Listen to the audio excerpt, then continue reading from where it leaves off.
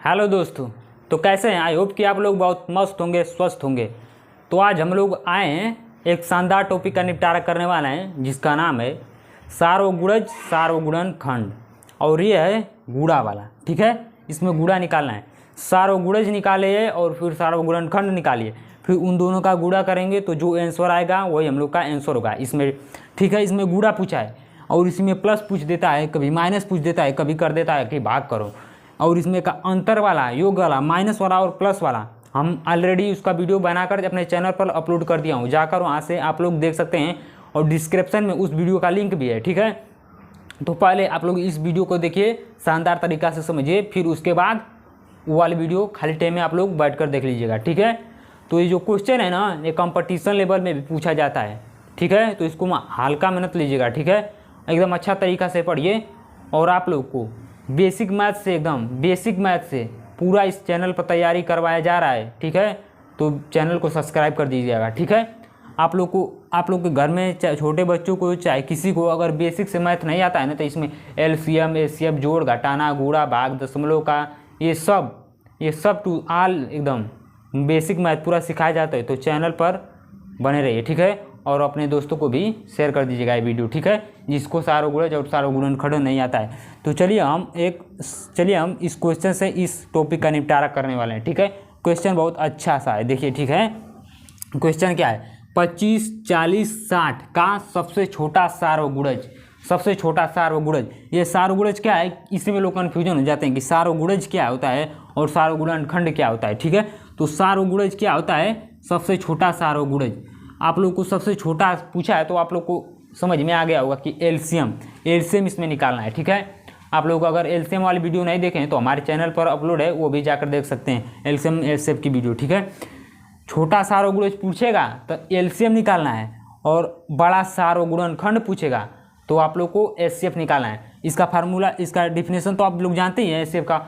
यही ना होता है कि वो बड़ी से बड़ी संख्या जो दी गई संख्या को पूर्णतः विभाजित कर दे उसे एचसीएफ कहते हैं। तो इसमें तो वही पूछा है, बड़ी से बड़ी संख्या, और इसमें छोटी से छोटी संख्या जो दी गई संख्या से विभाजित हो जाए तो छोटा सार्वगुणज यानी कि एलसीएम। तो चलिए इस शानदार टॉपिक का निपटारा करते हैं, ठीक है। 35, 40, 60 का सबसे छोटा सार्वगुणज पूछा है तो इसका एलसीएम निकालेंगे, ठीक है।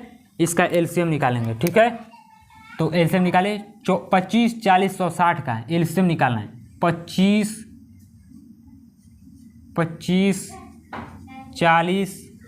60, 25, 40, 60 का एलसीएम, 25, 40, 60 का एलसीएम निकालिए। तो चलिए इसको पहले छोटी संख्या से काटते हैं। हम आप लोग को क्या बताए थे कि पहले सबसे छोटी संख्या से काटा जाता है, ठीक है। छोटी संख्या से काटिए तो पहले 2 से काटेंगे, 2 ही छोटी संख्या ना है, 2 से काटेंगे तो 2 से 25 नहीं कटेगा तो ये उतर जाएगा। फिर उसके बाद 40, 20 दूनी 40, ठीक है। उसके बाद 30 दूनी 60, उसके बाद 2 से फिर कटेगा, ये 25 हो जाएगा। उसके बाद 10 दूनी 20, उसके बाद 15 दूनी 30, 15 दूनी 30, फिर उसके बाद ये 2 से कटेगा, ये 25 उतर जाएगा, ये 25 नहीं कटेगा, ये 2 से फिर कटेगा, 2 पच्चे 10, उसके बाद ये 15 भी नहीं कटेगा, 15 उतर जाएगा। फिर उसके बाद इसको 2 से नहीं कटेगा, अभी 5 से 3 से कटेगा, ठीक है। 3 से तो ये 25 नहीं कटेगा तो इस 25 को उतार देंगे, ठीक है। फिर ये भी नहीं कटेगा, 5 भी नहीं कटेगा तो 5 को भी उतार देंगे, 3 पचे 15, ये 15 कट जाएगा, 15 को काट देंगे, ठीक है। 3 पचे 15, फिर उसके बाद ये 5 से डायरेक्ट कटेगा, ठीक है।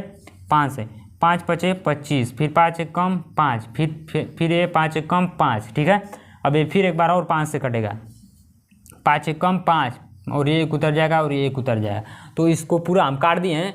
और देखिए 25, 40, 60 का तो हम लोग एलसीएम निकाल चुके हैं, ठीक है। इसका गुणा कर देंगे, हम लोग का एलसीएम निकल जाएगा। लेकिन उसके पहले इसको बाद में गुणा करेंगे 12, 36 और 48 का हम लोग को एचसीएफ निकालना है। तो हम लोग एचसीएफ निकालने के लिए हम क्या बताते हैं कि 2 संख्या दिया है, 3 संख्या दिया है, 4 संख्या दिया है, 10 संख्या दिया है, 1000 संख्या दिया है, उसका अलग अलग एलसीएम निकालिए, फिर उसमें कॉमन ढूंढिए, जो कॉमन मिलेगा वही हम लोग का एचसीएफ होगा। तो चलिए इन तीनों संख्याओं का हम अलग अलग एलसीएम निकालते हैं, फिर उसके बाद कॉमन ढूंढेंगे, फिर उसके बाद हम लोग कॉमन का गुणा करके फिर हम लोग एचसीएफ निकालेंगे, ठीक है।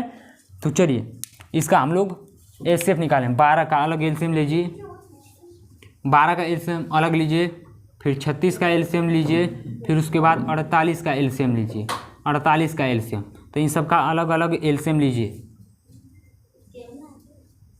इसका अलग अलग एलसीएम लीजिए। तो 2 छक्का अलग से याद कर दे रहे हैं, इससे अच्छा आप लोग को लगेगा। 2 छक्के 12, 2 ताई 6, फिर ये 3 से कटेगा डायरेक्ट, 3 एक कम 3, ठीक है। फिर उसके बाद इसको 2 से काटिए,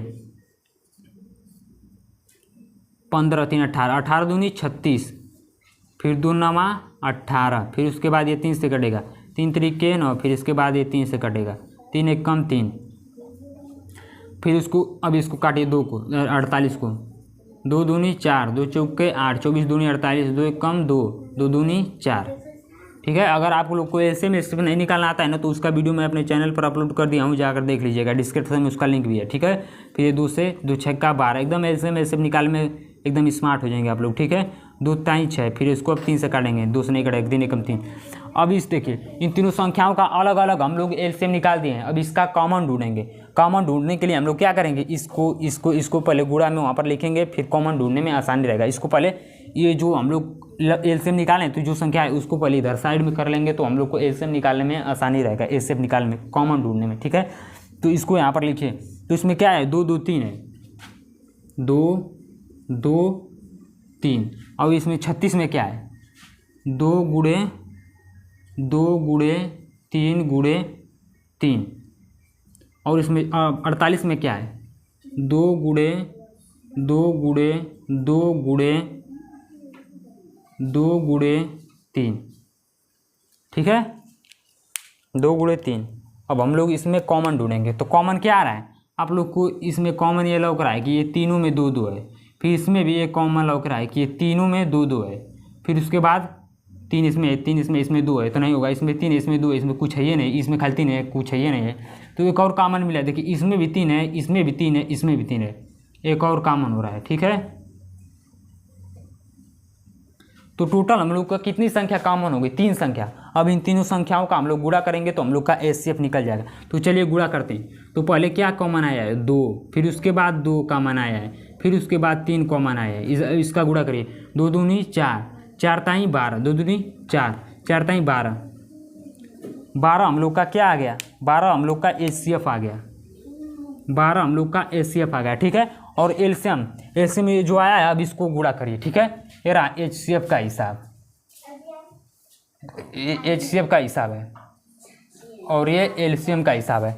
एलसीएम का आप देखिए, एलसीएम में क्या दिया है, 2 गुणे 2 गुणे 2, 2 गुणे 3 गुणे फिर 5 5 है, ठीक है, 3 गुणे फिर 5 5 है, ठीक है। अब हम लोग क्या बताएं, हम आपको क्या बताए थे कि पहले मान लीजिए आप पूरा एक बार में गुणा नहीं कर पाएंगे तो पहले इन सब 3 संख्या गुणा करके आप लिखिए, फिर इन 3 संख्याओं को गुणा करके लिखिए, फिर उसका गुणा करके लिखिए, तो आप लोग को आ जाएगा, ठीक है।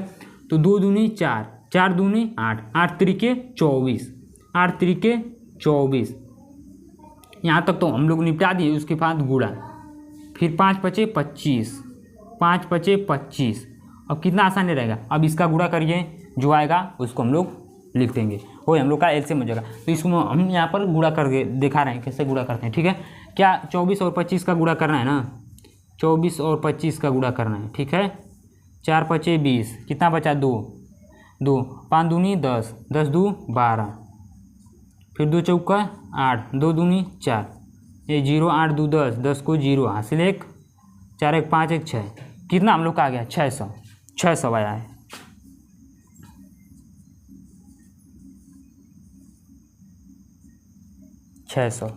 हम लोग का एलसीएम कितना आया है, हम लोग का एलसीएम आया है 600 हम लोग का एलसीएम। ये तो आंसर नहीं होगा, अभी इसमें सारों गुणज और सारों गुणनखंड में गुणा करना है, ठीक है, इसमें और इसमें गुणा करना है, ठीक है।